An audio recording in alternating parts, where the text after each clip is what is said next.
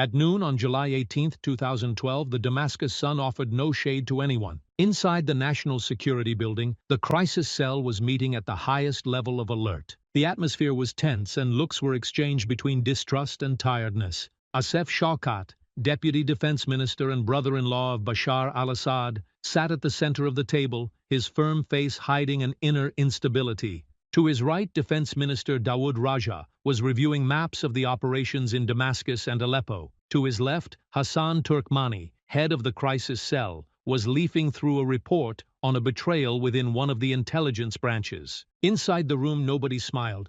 Reports from Dara spoke of the collapse of positions, and in Idlib, Free Syrian Army brigades surrounded security centers. Those present discussed decisions that could not be postponed. Dawood Raja proposed bombing the neighborhoods around the presidential palace to extend the security belt. Hassan Turkmani stated in a stern tone that the demographic explosion in the countryside can only be dealt with a rapid furnace. Assad Shawkat commented that hesitation is more dangerous than attack. Anyone who carries a weapon against the state, whether a man or a child, is a legitimate target. This is a war of existence. As the debate intensified, the door to the room suddenly opened. Officer Red Judat, in charge of security at the meeting, entered, his face pale and his gaze tense. He didn't greet anyone, he spoke directly. The site is at risk. We have a security alert about the possibility of the meeting being targeted in the next few minutes. Silence took over for a moment. Then the officer continued, "Will he not come?" Assad Shawkat replied in a confident tone,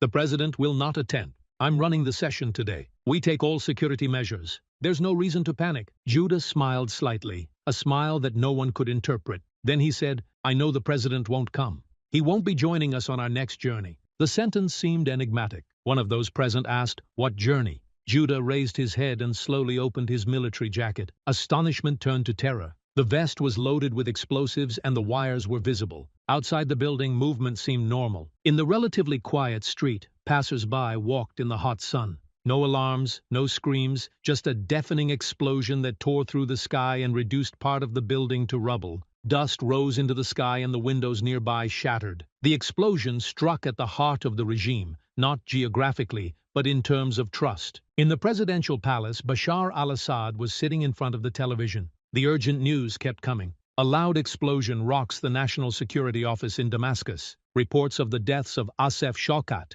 Dawood Raja, and Hassan Turkmani. Bashar didn't say a word. He slowly turned off the device and looked back at the window. And astonishment seemed to appear in his eyes for the first time. He understood the truth. The cell exploded. The wall cracked. And as long as the fire is inside, no trench will be enough.